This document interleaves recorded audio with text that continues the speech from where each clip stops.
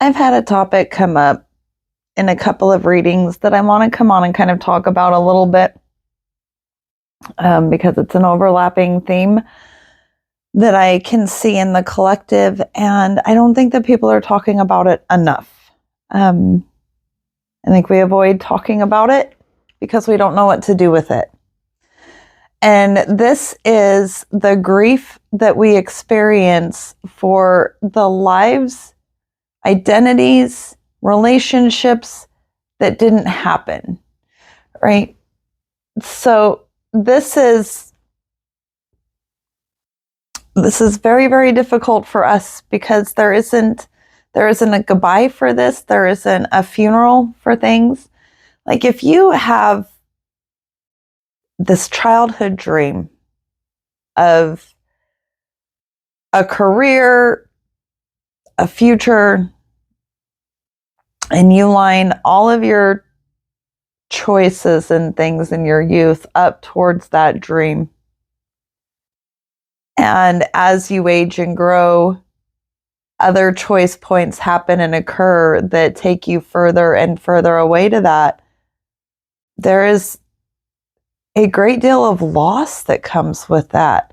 Like we invested in these identities. We put a lot of energy, attention, and effort into these goals, ambitions, identities, people. You know, and it's the people that hurt the most, I think. I think it's the people we thought we would become that hurts the most. Like the vision of the parent we thought we would be versus the parent we turned out to be. You know, my children are grown, so I get to look at the parent I was compared to the parent I set out to be. There are all of those relationships that, you know, those loves of our lives that we have that didn't turn out the way we went. You know, many of us have marriages that ended, and that was a whole life. Like when we get into relationships with people, many of us see a future that when that relationship ends, that entire future goes with it. And we don't have any ways to grieve this. It's not like when someone passes and there's an outright funeral, right? There's no acknowledgement of it. So they just sit in our psyche, and our subconscious processes them as a loss in the same. Every time you lose an identity, you process it the same as losing an actual person, but without the funeral, the attention, the acknowledgement. So where does all that energy go if we're not dealing with it? Nowhere. We carry it. And so the other day, yesterday, day before, the octopus came out in my card pull. And that reading is on there. I'm still practicing and getting kind of my groove with my readings, so they're getting better, but that reading is in there if you want to check it out. It's labeled, there's an octopus in there. But I think that energy is really reflective of what this unresolved grief creates in us without having the ceremony to actually close it out for our nervous systems, to acknowledge that ending and let it complete its cycle in our system. We create a hyper alert.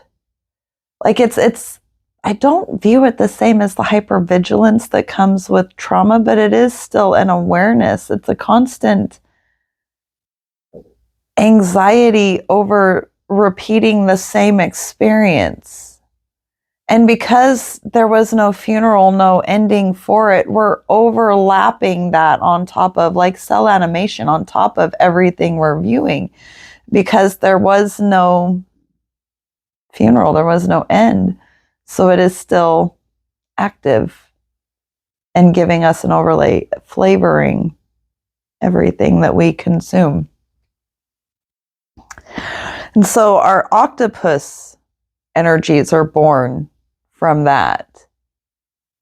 You know, when we think of octopus in this context, in the octopus energy, you know, octopi are very intelligent creatures. They have a brain in each arm.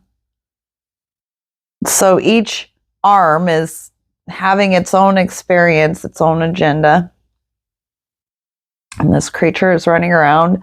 Great problem solver, very intelligent. And we've got that part. But these tentacles, when we live our lives with unresolved grief, it's not just about the way we might latch on to one thing and wrap all those tentacles around for dear life.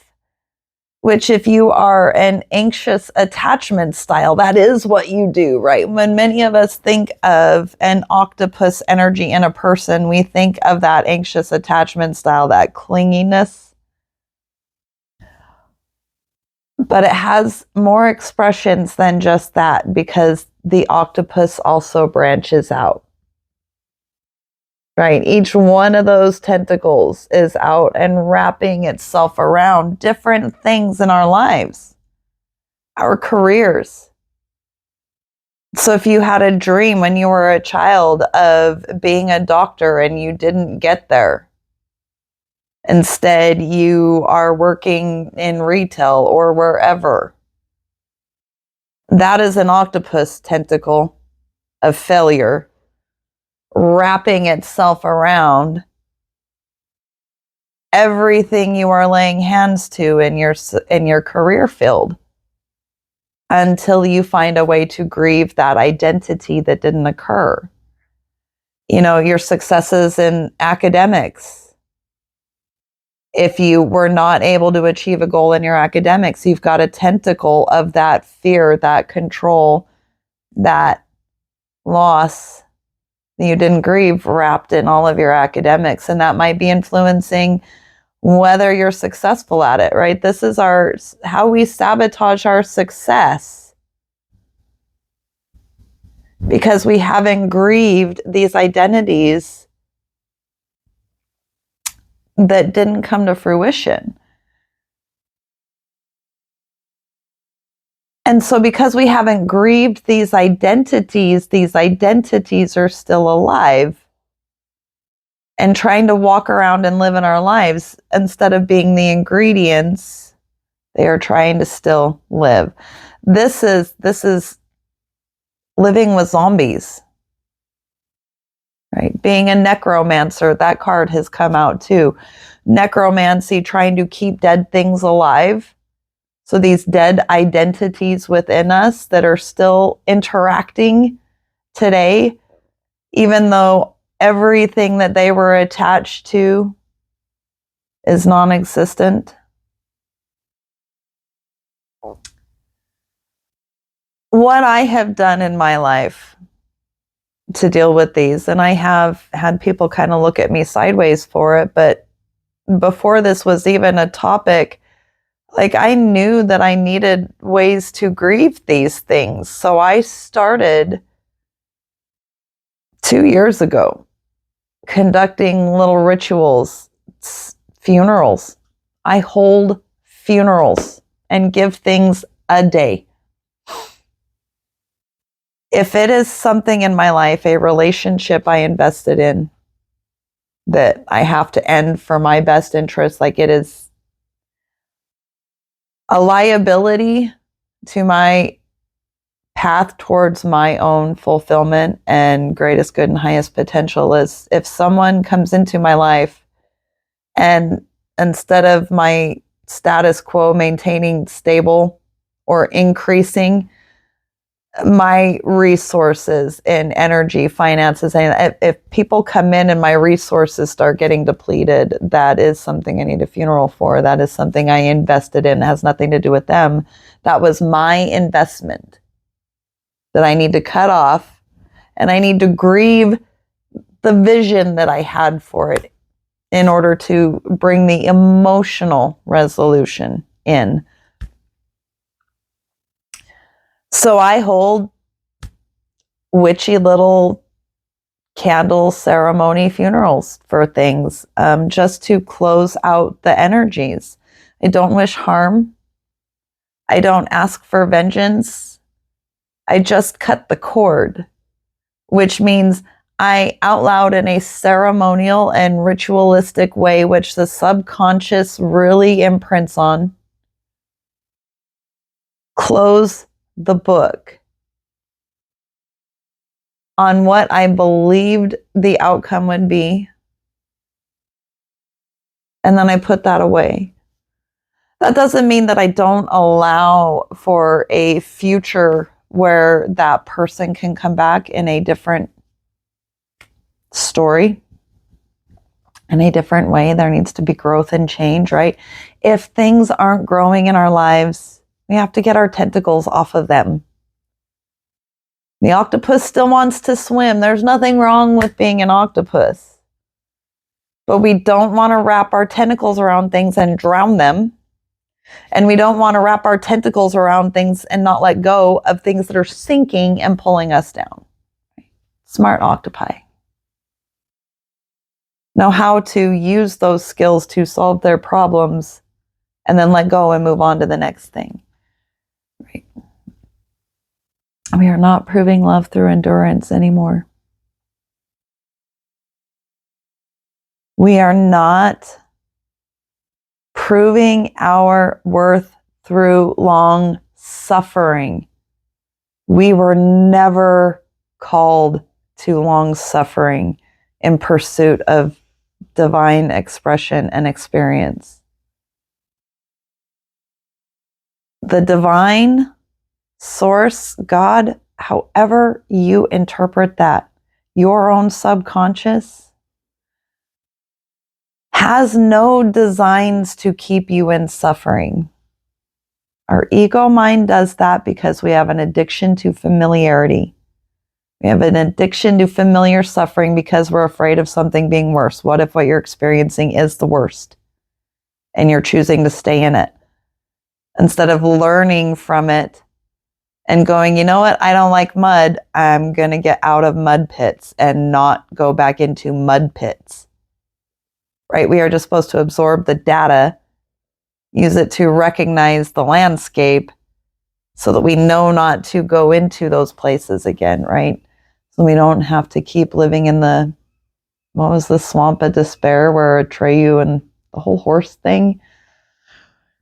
In Never Ending Story, we're not supposed to live in the swamp. It's supposed to be an octopus with a tentacle wrapped around the horse and going down with it, right? That's what our attack, the horse, that's what was the problem, is the horse wouldn't let go or it wouldn't have sunk. Then Atreyu would have sunk too if he didn't release the octopus tentacle, right? Like, we learn these things as kids and then we forget them as we grow up because we get taught that these kid lessons, the imagination, these things were silly and childish. And we need to put away childish things and grow into adulthood.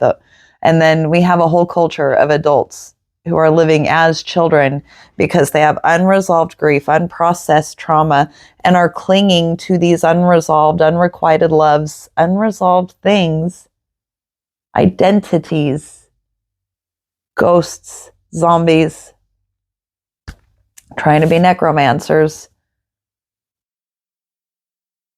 And that prevents our maturing. Many of us didn't have adults teaching us how to emotionally regulate in our bodies. We have to teach ourselves these things now. So what I am calling out to us to do with these energies is to take that time to grieve. Most of us have done enough shadow work. You know what these identities and these past wounds are that you need to grieve.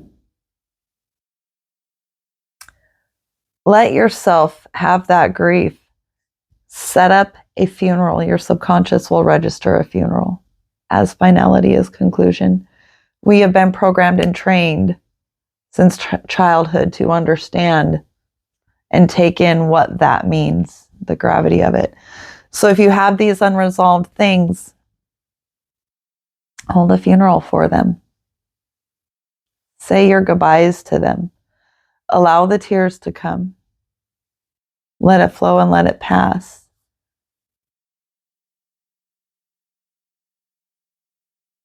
It will probably come up in the future, just like memories of people who have passed come up. We don't erase our past. We don't kill our ego. We learn to walk with them without them tearing things apart, right? We learn to regulate. We learn to carry memory without living in memory. So when these things come up, these past identities that we have mourned, treat them like a visitor, like a guest. Even for real energies, people I have actually lost who have crossed the other side, and these identities, I treat them the same. I treat them as if they are visiting. And instead of being sad and focusing on what I lost, I treat the day and I treat that moment with the joy as if they were there. I remember when I used to want those things. I remember how excited I got. I wonder where I can apply that same excitement in today. Where can I bring that energy into today? For real people that I've lost, to kind of bridge over, and this is crossing outside of what I'm talking about, but it's still in the realm of grief.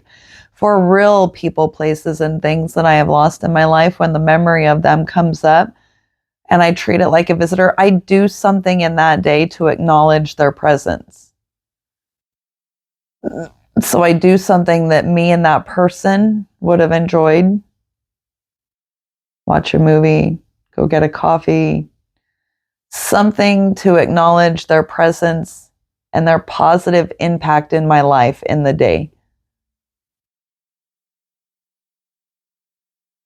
And that is how I let myself process the grief of these identities that didn't come to fruition. And I allow myself to create new ones, to birth new ones. Looking for every pregnant opportunity and not being afraid to hold funerals when I need to. Anyway, that is what has been on my mind today. Watch your octopus energy. It's alive in the field. So pay attention to how many tentacles you have out. You may need to pull back. You need to pull back to propel forward. Maybe focus on 1 or 2 tentacles. We have a tendency, especially with, the fire horse energies are amping up. And I know this is a little bit of a deviation from what I had been talking about, but the octopus energy is all part of this. That grief is the underlying cause of why we send out so many tentacles, because it comes from that loss, that lack mentality. So if you are shooting out a whole bunch of tentacles because you're feeling the momentum building, so you're feeling the energetic surge and the power, and you're feeling almost manic. And those of you who are manic, rein it in, pour into 1 tentacle. Grief causes us to do that. And when you send out all those tentacles and you over distribute yourself, you over obligate, over promise, oversell yourself, overcommit, that again becomes an identity issue, because now you're being the overachiever. That's an identity we need to pull back. Okay. We're learning how to work with these identities and be more fluid, not fixed. Octopi are really good at that too. So just watch your tentacles. What are you clinging on to and drowning? What are you clinging on to that is pulling you down because it's drowning? And where are you overextending yourself? That's our call today. Those are the things we need to end. Have funerals where you need them. Enjoy your visitors when they come. That's what I've got. Thanks.